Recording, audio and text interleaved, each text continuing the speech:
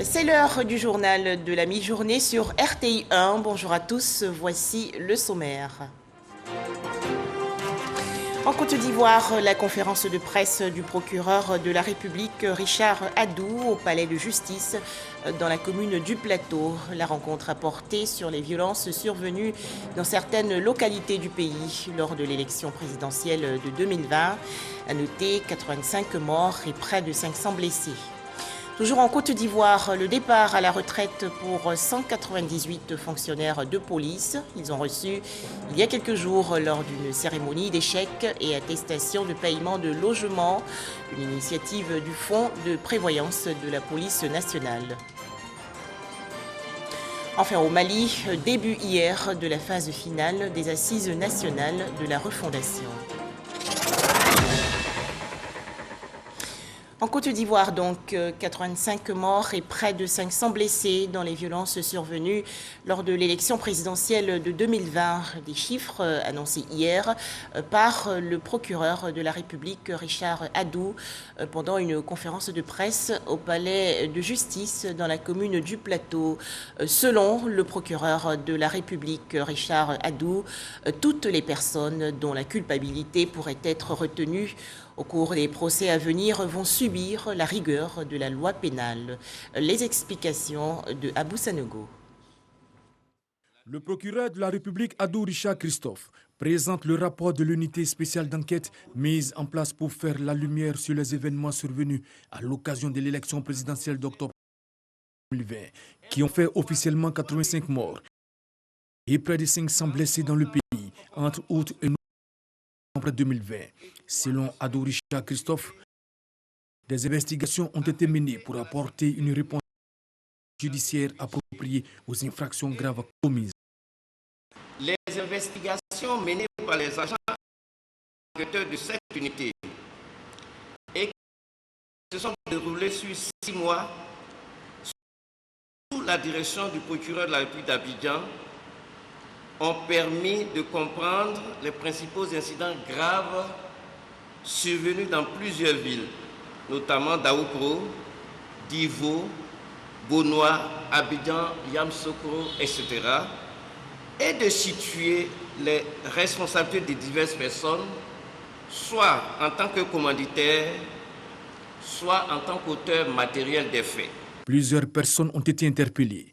233 personnes impliquées à divers degrés dans la commission des infractions graves ont été interpellées dans plusieurs localités du pays et 40 personnes ayant été formellement identifiées sont activement recherchées pour avoir participé à ces événements.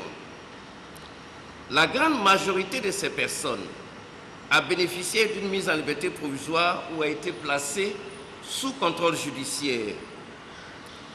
Il y a lieu cependant de préciser que seules 11 personnes sont toujours détenues préventivement.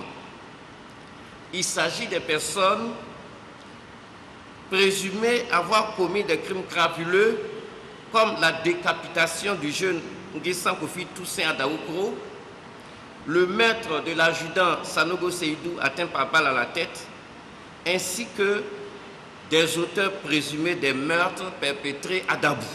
Adou Richard Christophe rappelle que toutes les personnes dont la culpabilité pourrait être retenue au cours des procès à venir subiront toute la rigueur de la loi pénale. L'objectif étant, selon lui, de lutter contre l'impunité des auteurs des infractions graves commises, surtout à chaque période électorale. Toujours au palais de justice dans la commune du Plateau, la prestation de serment hier de 27 auditeurs de justice sortis de l'école de magistrature. Il s'agit de la promotion 2020, cérémonie de prestation de serment en présence des acteurs de la justice. Les détails, Angela Diallo et Moussa Konaté. Ils sont au nombre de 27 auditeurs de justice de la promotion 2020 après 2 ans de formation. Ils sont désormais aptes à se frotter au métier de magistrat. Ils prêtent serment devant le premier président de la Cour d'appel d'Abidjan. Cette cérémonie de prestation de serment est l'aboutissement d'un parcours et aussi le début d'un grand rêve. Nous avons rêvé d'être magistrat, d'être rêvé d'aider nos concitoyens à avoir des procès libres et équitables et surtout d'aider la population ivoirienne à avoir de plus en plus confiance en la justice. Les auditeurs de justice prêts donc à exercer dans les administrations judiciaires reçoivent des conseils. Relativement à la teneur de votre serment, elle consiste à garder le secret professionnel et de vous conduire en tout comme des dignes et loyaux auditeurs de justice. Ce privilège qui vous est accordé exige cependant de vous des obligations qui ressortissent du serment que vous venez de prêter, à savoir garder le secret professionnel et rester en tout temps et en tout lieu un digne et loyal membre du corps judiciaire. Parmi ces 27 nouveaux auditeurs de justice, on note la présence de 9 femmes. Toujours en Côte d'Ivoire, le départ à la retraite de plus de 30 agents de la Marine nationale. Une cérémonie a été organisée le 22 décembre dernier à la base navale de Locodjro. Il s'agit de la 20e édition du Farewell. Des éléments ont été décorés dans l'ordre du mérite national et d'autres dans l'ordre du mérite de la Marine. Les précisions de Abou Sanogo. Ces marins débarquent définitivement du navire ivoire qu'ils ont servi pendant une trentaine d'années. Ils déposent les pieds sur la terre ferme pour rejoindre la vie civile. La Marine nationale honore ces hommes admis à faire valoir leur droit à la retraite le 31 décembre 2021. Avant leur départ, et ils sont faits chevaliers de l'ordre du mérite maritime. Le 31 décembre, nous allons rendre aux fourriers et aux services administratifs de la Marine tout ce que nous avons reçu de l'armée en général et de la marine en particulier, à l'exception de l'expérience professionnelle et de l'esprit d'équipe. Alors, ayons donc à l'esprit que nous laissons certes la marine entre les mains de nos frères, mais ne les abandonnons pas. Rendons-nous disponibles chaque fois que nous serons sollicités pour le moindre conseil. Chers frères d'armes, la Marine nationale est fière du travail que vous avez accompli pendant plus de 30 ans au service de la Côte d'Ivoire. Merci pour ces années de travail et félicitations à tous. Vous partez, mais sachez que le lien n'est pas pour autant rompu. Nous resterons en communion, comme nous le faisons déjà, avec nos dévanciers. C'est pour cela que je vous exhorte tous à adhérer à l'amicale des retraités de la Marine nationale de Côte d'Ivoire, à Remansi. À ce jour, c'est l'unique instrument qui maintient le cordon ombilical entre les deux générations. Outre la célébration des retraités, 34 autorités civiles et militaires ont été distinguées. Elles ont été élevées respectivement au grade d'officier de l'ordre du mérite maritime et chevalier dans l'ordre du mérite maritime. Elles ont tout au long de l'année écoulée œuvré au rayonnement de la marine et au renforcement de ses capacités opérationnelles dans le cadre de l'action de l'État en mer. Le Farewell est une cérémonie qui marque le départ à la retraite des agents de la marine nationale. Ils ont également fait valoir leur droit à la retraite. 198 fonctionnaires de police ont reçu il y a quelques jours des chèques et attestations de paiement de logement, une initiative du Fonds de prévoyance de la police nationale. Plus de détails avec Souleymane Dounisungu et Jean Djadji. Ils rangent leurs armes pour s'accorder des années de repos et profiter d'une retraite digne. Appelés à faire valoir leur droit à la retraite au titre de l'année 2021, 198 fonctionnaires de police, souscripteurs à l'entraide de fin de carrière, EFC, ont bénéficié de chèques et d'attestations de logement. Après avoir fait 30 ans, la retraite, ce n'est pas une fin en soi. Merci à Madame la directrice du fonds et à tous ses collaborateurs. Sincèrement, merci au directeur général de la police parce que c'est inédit. Mes sentiments ce matin, je suis très contente. Arriver même déjà à la retraite, c'est une récompense de la vie, une grâce de Dieu à l'endroit de nos jeunes qui rentrent. Vraiment de souscrire à ce produit parce que ça les aide. La première catégorie de bénéficiaires concerne les fonctionnaires de police retraités dont les montants cumulés perçus s'élèvent à plus de 200 millions de francs CFA. La deuxième cible, les ayants droit des souscripteurs décédés avant l'âge de la retraite. Pour nous, il était important et même impérieux d'accompagner ces personnes qui vont faire valoir leur droit à la retraite au 31 décembre. C'est un signal fort que nous avons voulu donner.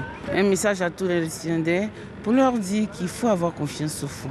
C'est vrai, c'est des dettes que nous avons trouvées depuis 2006. Il était impérieux pour nous de restaurer la dignité de ces personnes. L'entraide fin de carrière accompagne le retraité à sa sortie des effectifs de la police nationale. Depuis décembre 2020, le fonds de prévoyance de la police nationale en a fait une tradition. C'est au total plus de 500 millions de francs CFA distribués aux fonctionnaires de police souscripteurs. Un tout autre sujet à présent. Comment se porte l'autonomisation de la femme en Côte d'Ivoire? Quelles avancées en matière d'égalité des sexes? La ministre de la Femme, de la Famille et de l'Enfant, Nassénéba Touré, a partagé récemment l'expérience de son pays, la Côte d'Ivoire, lors d'une visite de travail à Paris, en France. Les précisions de Mahama Traoré. À l'origine de cette rencontre ministérielle, la volonté de la France de renforcer son partenariat avec le Bénin, le Cap-Vert, le Togo, le Sénégal, l'Afrique du Sud, le Niger, le Burkina Faso et la Côte d'Ivoire, afin de parvenir à une égalité entre les hommes et les femmes. Le rôle des femmes sur le continent africain, mais partout dans le monde, est important. Nous savons combien ce rôle a pendant longtemps été minimisé. Et nous savons que nous ne parviendrons pas à avoir un monde équilibré et un monde juste si nous continuons de laisser sur le bas-côté 52% de la population mondiale. Avec ses homologues, Elisabeth Moreno a donc examiné la condition et la place de la femme au sein des pays invités à cette rencontre. Occasion est donnée à chaque ministre d'exposer sur les politiques et programmes entrepris dans son pays pour favoriser l'autonomisation économique et financière des femmes. Pour ce qui est de la Côte d'Ivoire, la ministre Nassénéba Touré a fait cas des initiatives nationales. Nous avons un fonds qui a été mis en place, le Fonds des femmes de Côte d'Ivoire, le FAFSI, au jour d'aujourd'hui, qui a pu rendre 260 000 femmes autonomes. 260 000 femmes sur l'étendue du territoire. La Côte d'Ivoire compte 10 millions d'habitants et 38% sont des femmes. Autre mécanisme d'autonomisation qui connaît un franc succès en Côte d'Ivoire, le FAFSI, Fonds d'appui aux femmes de Côte d'Ivoire, un dispositif de microcrédit alloué à plus de 260 000 femmes bénéficiaires sur l'étendue du territoire national. Si le pays semble être sur une bonne lancée, les violences basées sur le genre VBG se posent en obstacle. À ce jour, nous avons installé sur l'ensemble du territoire national 79 plateformes de lutte contre les VBG. Et nous avons 42 bureaux d'accueil genre dans les commissariats et les brigades. Elisabeth Moreno annonce poursuivre ses échanges avec les États africains sur la situation de la gente féminine, ce dans le cadre de la présidence française de l'Union européenne qui débutera le 1er janvier prochain. Tous vaccinés contre le coronavirus, tous protégés. N'oublions pas aussi de respecter les gestes barrières.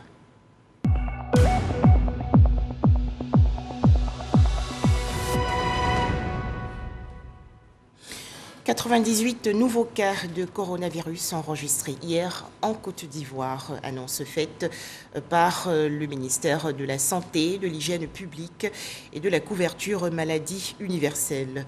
La Côte d'Ivoire dénombre actuellement 64 527 cas confirmés de coronavirus, 61 319 personnes guéries, 707 décès et 2490 cas actifs.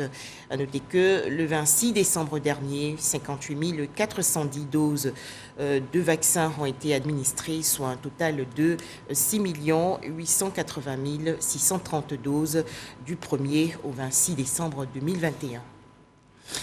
La Côte d'Ivoire également active dans la lutte contre la tuberculose pédiatrique. Plus de 100 000 enfants ont été dépistés dans 45 structures de santé. Démarré en 2017, ce projet initié par la Fondation internationale Elisabeth Glaser vise à améliorer les diagnostics et traitements de la tuberculose chez l'enfant. Les explications de Jean Djadji. 121% d'enfants diagnostiqués et 99% d'enfants en succès thérapeutique sous traitement de la tuberculose sensible. Ces résultats sont entre autres les réalisations cumulées des 5 ans d'activité de la fondation ECPAF en Côte d'Ivoire à travers le projet CAP-TB. Ils sont présentés au ministère de la Santé à travers le programme national de lutte contre la tuberculose, PNLT. Le projet CAP TB était d'abord un projet catalytique, donc un projet qui visait à supporter dans un délai très court le ministère de la Santé pour pouvoir mettre en place un mécanisme pour accélérer le diagnostic de la tuberculose chez les enfants. Je pense que nous avons atteint ces objectifs-là. Au cours de ce projet, nous avons supporté le ministère de la Santé pour pouvoir développer tous les outils nécessaires, les guides, les différents outils, mais aussi essayer de rendre accessible un certain nombre de services tels que la radiographie pulmonaire, tels que le tubage gastrique chez les enfants. Avec le projet CAP TB, ce sont 6 régions et 13 districts sanitaires ciblés par de nouveaux modèles de soins et de traitement de la tuberculose chez l'enfant. Au vu des performances de ce programme, le ministère de la Santé veut se l'approprier. Nous voulons vous rassurer que les résultats de ce projet seront intégrés dans les directives du PNLT pour une appropriation totale dans les plans à venir. Plus de 20 000 nouveaux cas et rechutes de tuberculose ont été enregistrés chez les enfants, soit 4,8% d'enfants âgés de 0 à 14 ans. Rapport 2018 du Programme national de lutte contre la tuberculose. Face à cette situation, des défis restent à relever pour le ministère de la Santé dans le cadre de son plan stratégique national 2016-2020.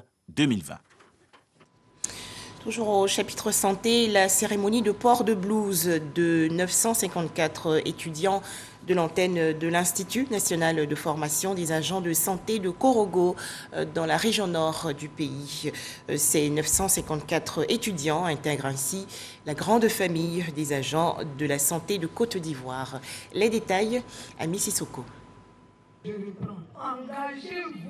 954 étudiants de l'Institut national de formation des agents de santé INFAS de l'antenne de Korogo prêtent serment pour le respect de leur outil identitaire, la blouse blanche.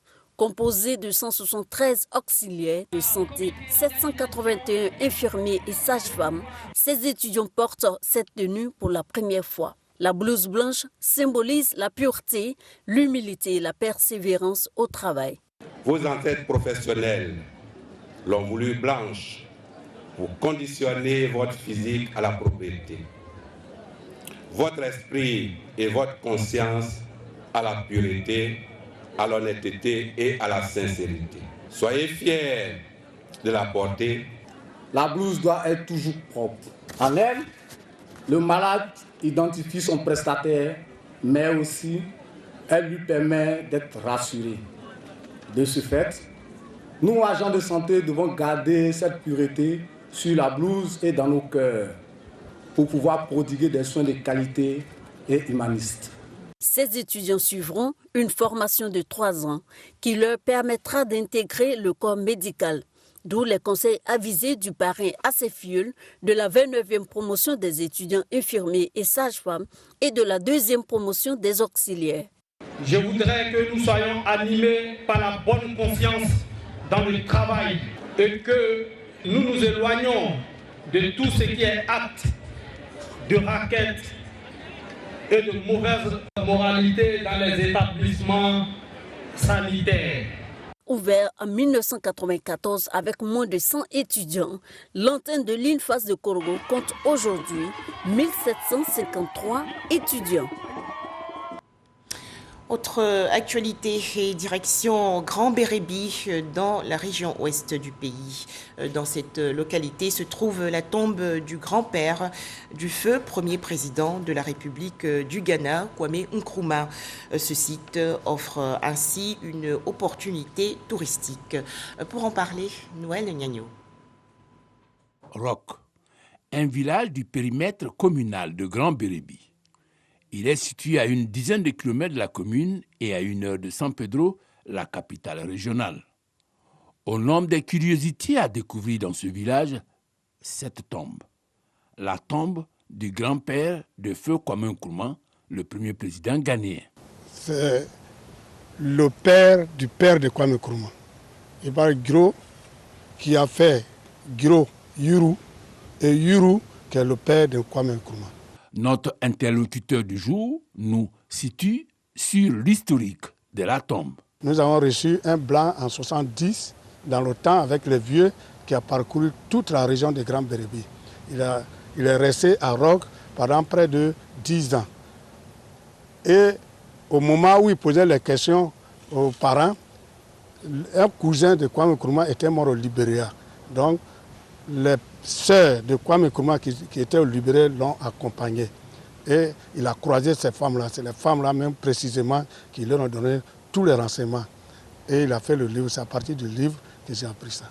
Valoriser cette tombe, en faire un site touristique à visiter, voilà la préoccupation des populations. Nous voulons que cette tombe soit valorisée. Puisque c'est un site touristique et il y a des gens qui viendront visiter. Mais jusqu'à présent, nous pleurons. Nous n'avons pas, on ne sait pas par quels moyens il faut entourer. Surtout que les opérateurs économiques l'ont déjà inscrite sur leur circuit.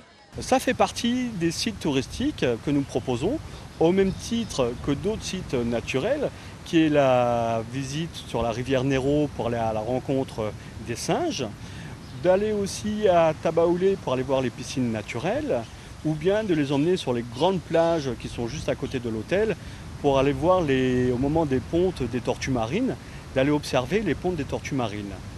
Sur la question, la mairie de Grand Bérébi s'engage. Cette tombe, nous la visitons toujours et nous avons promis en municipalité, et ce sera en municipalité, je vais réveiller encore ces soucis pour que vraiment on mette ça au budget pour que nous puissions entourer cette tombe qui nous fera peut-être un site touristique très important qui viendront visiter les touristes à Bérébi.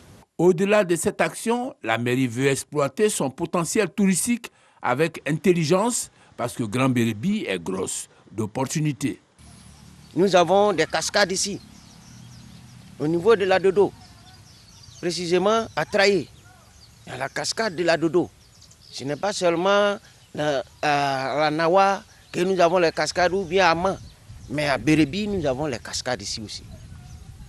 Il y a aussi la visite sur la Néro, où nous avons les singes. Il y a aussi les crocodiles de la Néro. Il y a pas mal de sites, tels que le premier vient de le dire, il y a une piscine naturelle à Tabaoulé. Très magnifique. Des opportunités singulières à entretenir. Nous disons à la population que nos sites, nos villages sont des sites touristiques.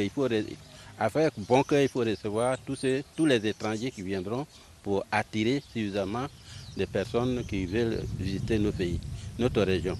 C'est plus la plage est naturelle, plus ça attire du monde.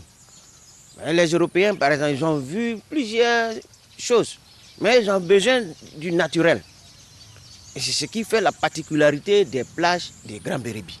Voilà qui explique l'avènement de la charte pour régenter les activités du secteur touristique. Il faut que toutes les parties arrivent à bénéficier des retombées du tourisme. C'est-à-dire le guide touristique, la mairie, les propriétaires terriens et les complexes hôteliers qui sont existants dans notre commune. Un secteur que la pandémie a positivement impacté. Les gens avaient l'habitude de voyager soit dans la sous-région, partir sur Dakar ou au Ghana, ou bien même plus loin, à Dubaï ou Paris. Et l'année dernière, pendant toute la crise du Covid, les gens ont préféré voyager ici en Côte d'Ivoire.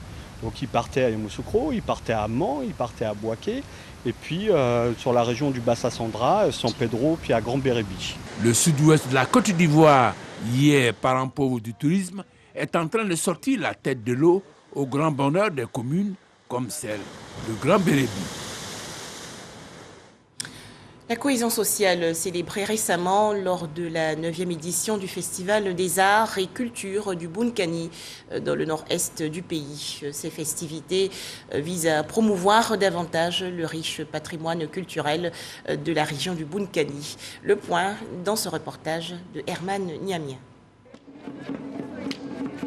La rue des rythmes du Bounkani, une innovation de la 9e édition du Festival des Arts et Cultures du Bunkani dénommé Festibo. Les promoteurs l'ont voulu ainsi pour donner l'occasion aux troupes venues des différents villages de la région de montrer leur talent afin d'attirer les promoteurs de spectacles présents à ce festival. Ainsi, les festivaliers ont pu découvrir le coton de Toubo.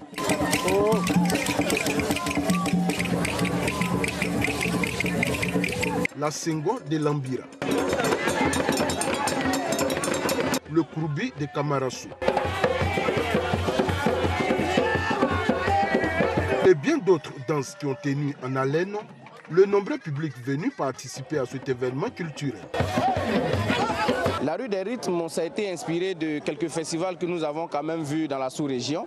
Nous avons voulu l'expérimenter ici et nous venons de vivre un super spectacle magnifique que peut-être que nous allons rééditer. La rue des rythmes, c'est le regroupement de toutes les troupes sur une rue pour danser librement. Parce qu'avant, on avait des prestations de 10-15 minutes, mais là, ces troupes-là se sont exprimées aisément pendant près de 2 heures de temps. La cerise sur le gâteau, les aoulis de Boisflé, l'invité spécial qui n'a laissé personne indifférente.